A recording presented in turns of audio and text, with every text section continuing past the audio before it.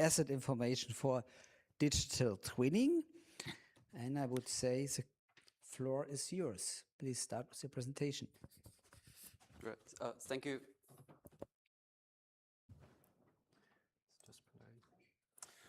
Good morning, everyone. Thanks for coming. So my name is Junxiang. I'm a Marie Curie Fellow here, so at Cambridge, and working on the Future Roads program. So I'm working with Brilakis Ioannis on the construction of digital twins by using BIM and GIS.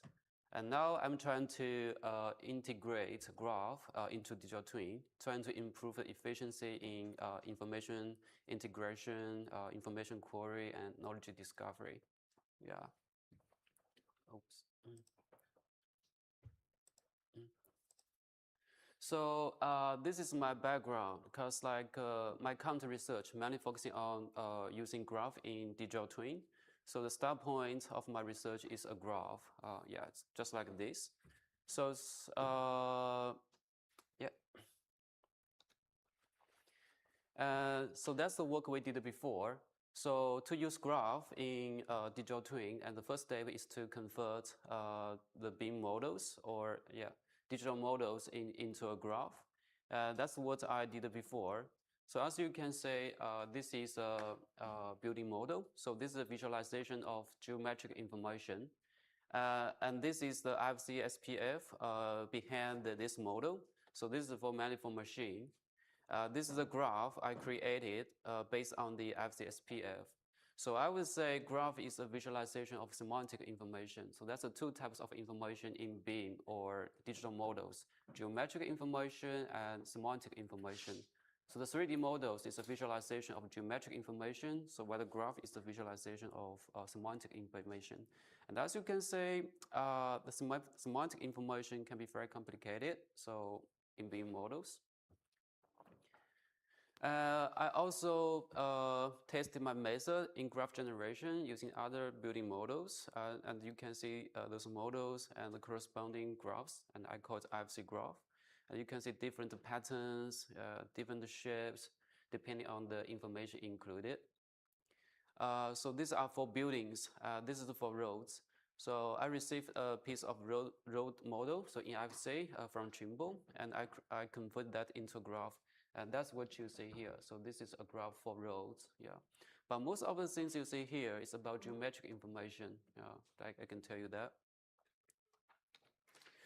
So here's the things so IFC graph is a new thing. I would call it a new thing. So we have been using graph for many years, but IFC graph is a new thing, yeah. So graph is not new, but IFC graph is new. So the things like when you have a hammer, so everything looks like a nail. So yeah, so we developed IFC graph, and I want to say how IFC graph can be used in different areas. So the first thing I did is like to use IFC graph for information query. And for sure, we can use like database or IFC parser such as IFC OpenShell to query information. But that would be efficient for querying information about individual elements or objects, windows, doors. But the question is, what if you want to find information between objects? The relationship between space and doors, space and walls. So that would be inefficient if we use the IFC parser. So that's my motivation for me to develop the IFC graph. So what I did here is that based on IFC graph, I use GQL, graph query language. And based on GQL, I developed the patterns. So based on the IFC schema. So it's mainly centered on the relationships defined in IFC. And in surrounding those relationships, we can easily get information, relational information, such as spatial structure. So that's the IFC project, IFC site, IFC building, building story, and IFC space. So that's a spatial structure. Just one query, you can get that.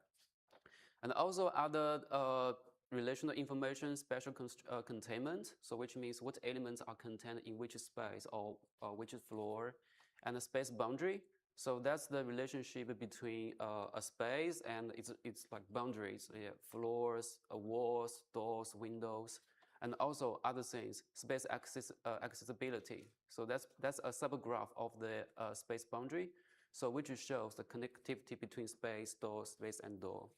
And based on that, yeah, so this is about information query, especially the query of relational information. And based on the query part, we did a use case. So how to use the FZ graph in indoor pathfinding, and based on the space accessibility. So what we did here is construct a space connectivity graph by using FZ. So by just using one query. This is a real building in Hong Kong University, yeah, provided by Ioannis, thank you. Yeah.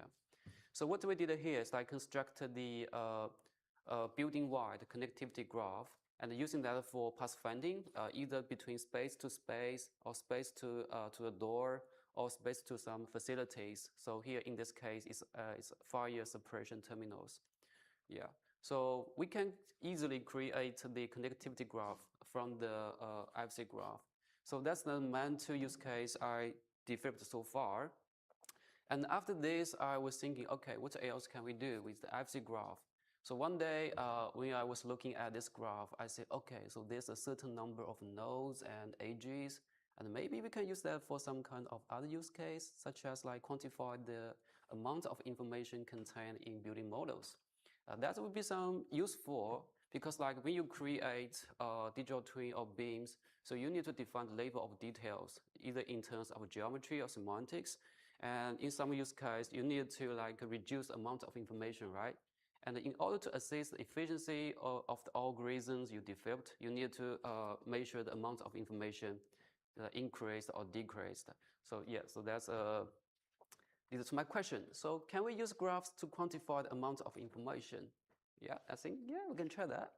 So because so I look into this. So these are the common ways to for information quantification. So the first is a classical one, we use the Shannon information. So this is meant to determine the amount of bits we need to represent the possible status. This is not what we need. And the second one, so computer science methods, that's a classical one also. So that's based on the file size. We can use the file size to measure the amount of information. But there's a problem. So if we are, since we are talking about beam models, there are two types of information. So as I introduced before, geometric information and semantic information. So you can only see the amount of information has been reduced, but we cannot distinguish the semantic information from geometric information. So that's a problem.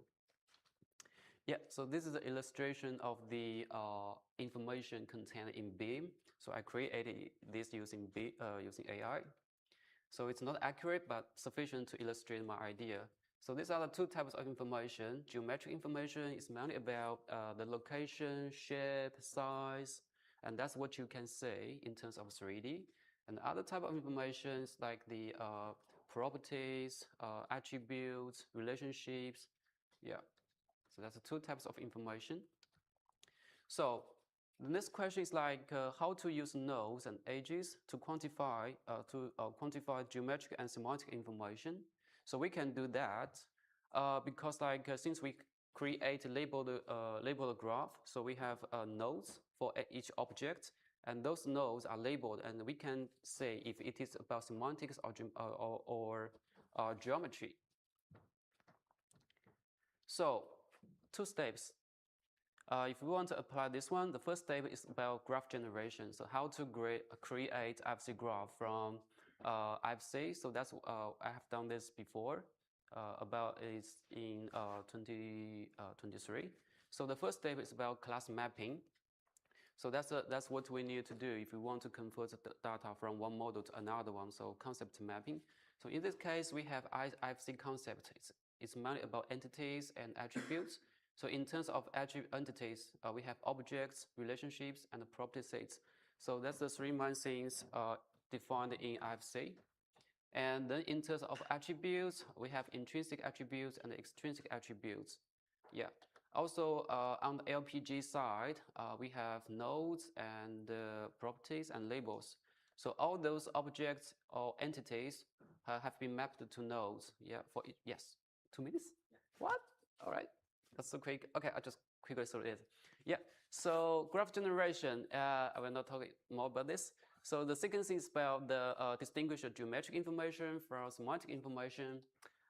So for geometric information, it's mainly defined in representation and object placement. So what we did here is like to for each individual elements, we find these two entities and find all the related entities in the IFC file, and we just identify all of them and delete them. So we can compare the amount of nodes and edges between before and after the processing. So I have used the 6 models, 2 building models, 2 bridge models, and 2 road models.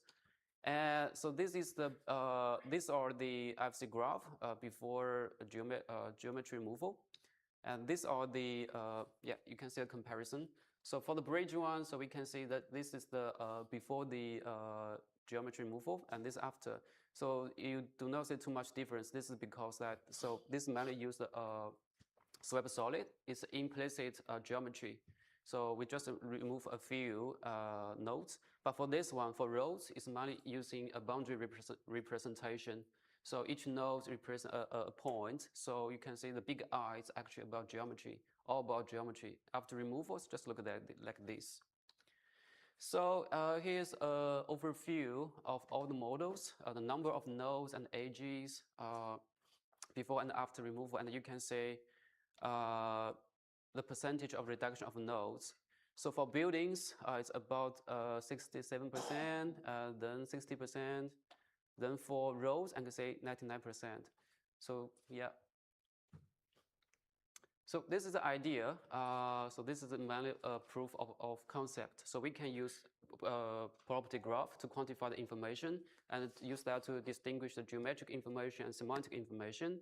And for buildings and other things, so about 50% of the information is about geometry.